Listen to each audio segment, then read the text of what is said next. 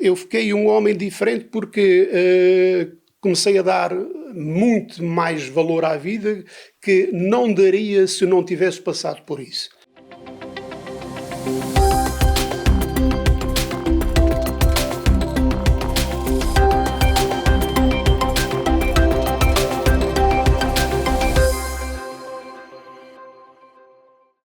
Seja bem-vindo. A tatuadora Diana Gomes e o fotojornalista Rui Caria lançaram um livro relembrando o ultramar através de tatuagens, com fotografias e testemunhos de 21 ex-combatentes. Internizam quem um dia defendeu a pátria. Por mais que o tempo passe, fica a certeza que as novas gerações podem conhecer histórias como a de João Oliveira. Passamos a ouvir já de seguida.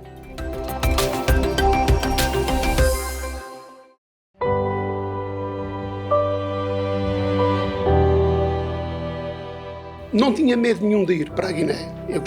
Eu queria ir para Angola, mas afinal a minha companhia estava mobilizada para a Guiné.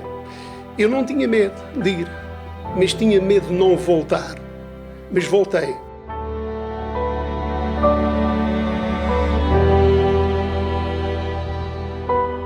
João Oliveira é um dos muitos homens que defenderam a pátria sem cruzar os braços, mas com medo de não voltar a sentir o calor da terra que os viu partir para a guerra. Combatentes muitas vezes esquecidos, mas que agora são eternizados em livro por Diana Gomes e Rui Caria. Testemunhos e fotografias de 21 terceirenses que deram o corpo às balas e às tatuagens que contam histórias do ultramar na pele. Ainda se encontram muitos ex-combatentes, mesmo aqui na ilha, em todas as ilhas, no continente, etc. É claro que isso é mais 15, 20 anos. Vai acabar. E o que é que fica? Ficam as histórias escritas. Realmente já tinha pensado nisso há cerca talvez de 9, 10 anos. As coisas não se foram proporcionando, a ideia foi ficando guardada quase numa gaveta e depois, até que um dia, aqui no estúdio, chega um senhor ao balcão com uma tatuagem do ultramar. Não fazia ideia porque é que ele estava no estúdio. Provavelmente até cheguei a pensar que ele provavelmente tinha se enganado na loja, mas não, ele tinha vindo cá de propósito e para nos pedir para fazer um cover de uma tatuagem que ele tinha feita no ultramar e que queria tapar. Aí foi aquele momento tipo, Diana, sabes que é agora que tens que falar deste assunto, era quase uma urgência expor a minha ideia, que eu cheguei a pensar que se calhar não era muito válida. Este livro é um acervo que vai ficar para lá da pele, para lá das pessoas que vão desaparecer, eventualmente. As tatuagens vão desaparecer, a não ser que alguém as queira agora pôr novamente nos braços, e parece-me que está a haver uma busca, uma procura outra vez por este tipo de tatuagens, se calhar um bocado para perpetuar a memória dos pais, a memória destas pessoas que andaram na guerra e que fizeram estes desenhos na pele. Mas são coisas que vão desaparecer de facto. E às vezes pensamos que quando estamos a fotografar alguém ou alguma coisa, pensamos que estamos a guardar coisas para não as perdermos, mas é depois, passados uns anos, quando olhamos para as fotos, que vimos o que é que perdemos. Isto é um bocado uma contradição, mas às vezes funciona assim, porque às vezes só se dá valor às coisas quando elas desaparecem. Quando eu consegui encontrar um senhor que tinha tatuagens feitas especificamente no ultramar, porque havia outros que faziam tatuagens, por exemplo, no quartel aqui de Angra ou na Recruta, mas a mim o que me interessava eram as feitas do ultramar, porque essas aqui iriam ter uma história daquela terra, não é? Daquele sítio onde eles estavam em teatro de guerra. E então, muito cautelosamente abordava, começava sempre por explicar que o assunto principal e de interesse eram as tatuagens. Para muitos até ficavam admirados o porquê de eu estar interessada nas tatuagens deles, talvez porque nunca valorizaram aquilo como uma peça de arte, não é? Para além de eu saber que daqui a algum tempo infelizmente elas já não vão estar presentes entre nós, daí também a urgência da publicação do livro, porque, no entanto, e durante o decorrer deste projeto, já faleceram 2 dos senhores que estão no livro. Depois, quando eu os encontrava e quase os convencia, não era difícil de convencer, mas aquela primeira abordagem e colocar-os mais à vontade, então aí começávamos a conversar. Umas vezes foi aqui no estúdio, outras vezes foi mesmo em casa deles. Quando era em casa deles, para mim ainda era mais especial, porque para já estavam a abrir a porta a uma estranha que chegava lá e abordava um assunto que eles tinham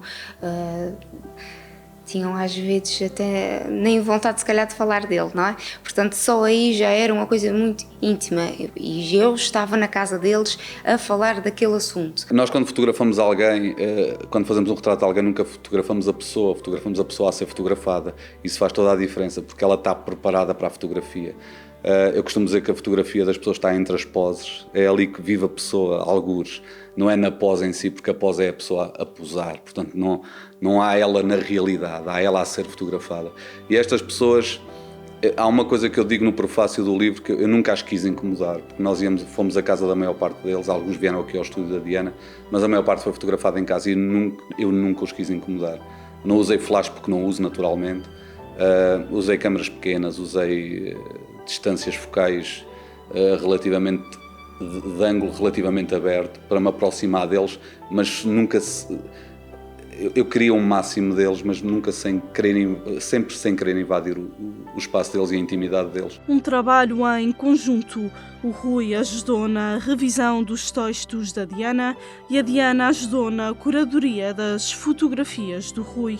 Num cenário natural, mas intimista, dão a conhecer os combatentes do ultramar com um tema totalmente diferente. Através das tatuagens daquele tempo, não deixam cair em esquecimento estes homens que também são parte da história de Portugal. Fiz o mais possível com a luz natural, da forma que havia para fazer, numa cozinha, num banco de jardim, numa adega, onde eles estivessem, eu fotografava-os. Até fizemos um senhor que me lembro agora, que estava num cerrado a cortar relva e estava ainda com ervinhas na cara e no cabelo. Portanto, foi assim que foi. Não houve aqui um preparar de nada. A Diana ligava-me, podemos ir fotografar hoje? Arranjei uma pessoa, então nós íamos ao fim da tarde ou quando fosse. Não houve aqui uma grande preparação, porque a ideia deste livro era mostrar de uma forma crua aquilo que também é cru, que são as tatuagens deles. Aquilo foi feito sem cuidado nenhum, foi feito como eles sabiam fazer. E aí eu quis sempre representar a coisa também. Não vou ser eu a pintar isto o mais bonito possível, não, eu vou fazer o que puder fazer e vou mostrar como eles estiverem.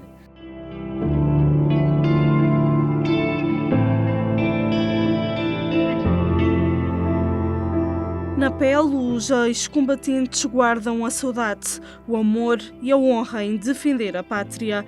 Ao longo da vida, carregam memórias da guerra gravadas no corpo através de tinta e agulhas. Estas tatuagens até podem desaparecer, mas o tempo jamais deixará esquecê-las, pelo menos enquanto houver quem as lembre. Marcámos na pele algo que nos lembrasse da Guiné. E então eu fiz aqui, já sei, aqui Justiça e Lealdade, os falcões. A nossa companheira eram os falcões. Os falcões, Justiça e Lealdade, Guiné 71-73. E o falcãozinho ali. Ora bem, depois fiz aqui também outra tatuagem também, 2 corações, que representam a união do amor também, o amor de mãe, o amor que a gente tem pela vida. E isto, quer dizer, começou o Mário, na altura, o moço que era de São Miguel, é que tinha levado as agulhas e nunca tinha feito nada daquilo. E ele aparece com as agulhas e a tinta, então enrolava-se uma linha em 3 agulhas, molhava-se na tinta e fazia-se. Ele desenhou-me isto aqui e eu é que piquei. E ele é que me fez esta. Mas esta aqui, eu é que piquei, que tais 3 agulhas e tal, e picávamos. E pronto, o outro fazia isso, o outro fazia aquilo. E, portanto, era uma forma de um selo de guerra que a gente fazia. Nós conseguimos perceber que as tatuagens do ultramar, e isso é uma das características dessas tatuagens, é que são com linhas muito rudimentares, praticamente sempre feitas com 3 agulhas enroladas em linha de costura, em que usavam era o pigmento de tinta da China. Daí que nós conseguimos também perceber aquele preto azulado quase verde, que as pessoas às vezes dizem, parece que as tatuagens estão verdes. Portanto, elas são notórias que são daquela época, não só pelo traço rudimentar e pela falta de sombra e perspectiva, também pelas palavras que eles usavam, não é? Angola, Moçambique, portanto nós conseguimos perceber a que época é que elas estão vinculadas. E depois também aquelas imagens, o amor de mãe, os corações, isto tudo faz parte e nós conseguimos perceber que são de tatuagens do ultramar. Mais do que as tatuagens, ficam os testemunhos de quem muitas vezes não tinham outra opção senão aceitar ir para a guerra. João, pelo contrário, não hesitou em voluntariar-se nesta missão, sem esperar que os seus caminhos fossem dar à Guiné entre 1971 e 1973. Em 1971, sentei praça no BI-17. Em junho fiz a recruta toda. Como já disse, como também disse à Diana, fiz a recruta. Acabada a recruta, eu não sou mobilizado e fico cá no quartel. Portanto, era para ficar, não era mobilizado, enfim, essa coisa toda. E eu que queria conhecer mais alguma coisa e queria servir a pátria de outra forma que não no BI-17, ofereci-me voluntário ao meu alferes. Resta de positivo o convívio e a amizade entre camaradas, no bom e no mau.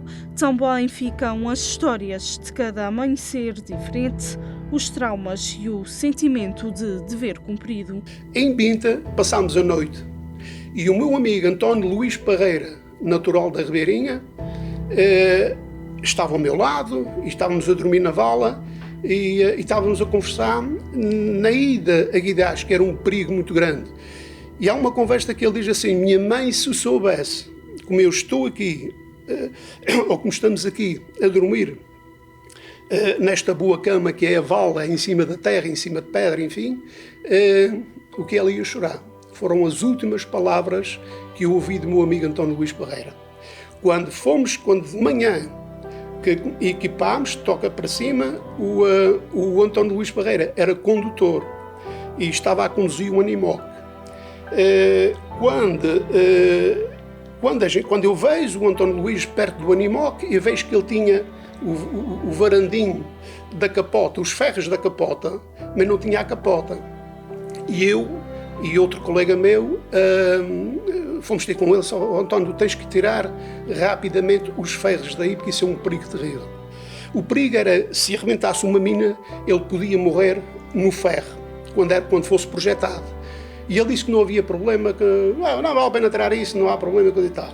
E nesta coluna que fizemos entre Farim, ou seja, Binta e Guidás, houve uma mina que arrebentou precisamente no Animoc dele. Ele foi projetado e ele ficava sem uma perna, mas talvez não morresse, mas o ferro matou o António Luís Parreira.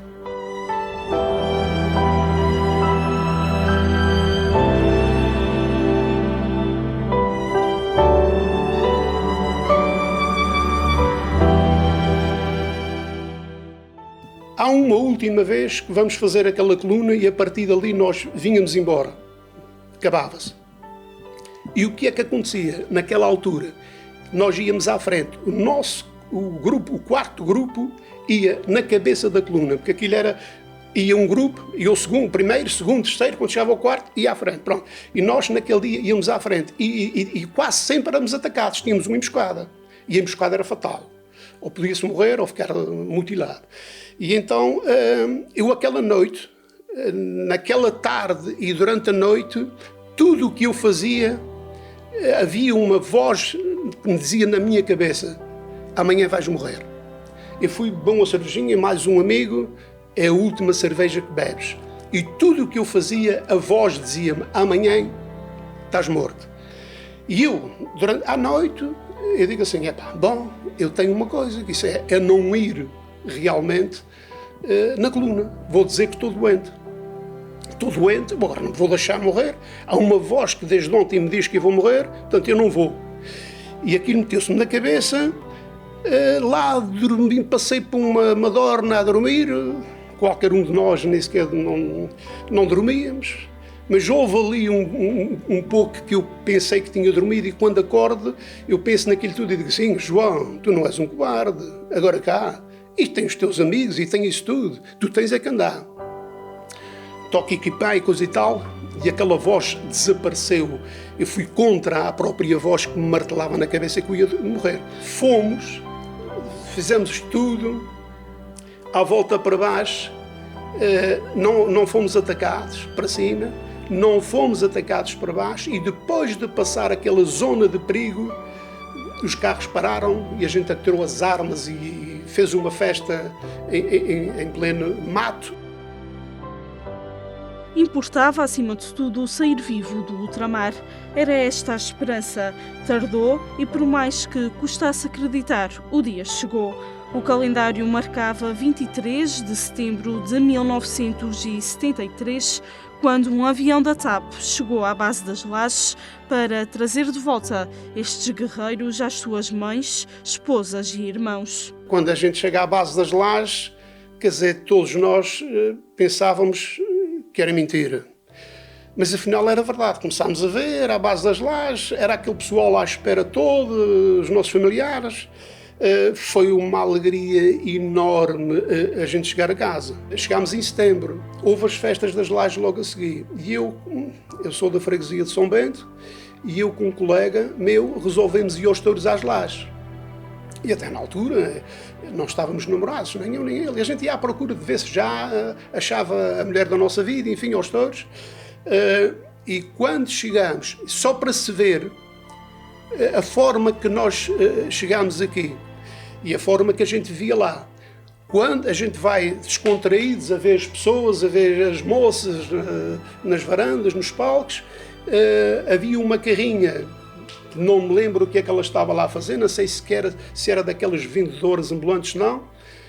Quando houve o primeiro foguete que nós ouvimos, nós caímos logo no chão e ainda demos uma rolada para debaixo da caminhonete, do carro, que lá estava, e ficámos por ali e ficámos parvos todos e as pessoas que viram a gente fazer aquilo disseram, mas eles são malucos. Daqui em diante tudo mudou. Tornaram-se homens diferentes e, acima de tudo, gratos a Deus pela vida. Lá eu pedia assim, Deus, dá-me a vontade, o prazer de eu chegar à minha terra, abraçar a minha mãe, ver os meus irmãos, estar lá e depois podes-me levar. Vai que daí, que eu toda a vida disse, cada dia é um dia a mais que eu tenho, porque Deus até hoje nunca me levou, porque não quis. E eu estou sempre ao dispor dele, porque eu disse que estava por conta dele quando chegasse à ilha. Eu fiquei um homem diferente porque comecei a dar muito mais valor à vida que não daria se eu não tivesse passado por isso. A nossa vida é muito, mesmo muito, muito valiosa. E temos que cuidar dela e temos que ser felizes, sempre a curto prazo. Procurar ser felizes a curto prazo, porque a longo prazo não dá. Às vezes a gente nesse percurso vai embora e fica tudo para trás. Toda uma geração marcada pela guerra. A sua valentia fica agora perpetuada em livro através das tatuagens do ultramar, para que os mais novos não se esqueçam de quem um dia defendeu Portugal, outros tempos que marcaram o resto da vida.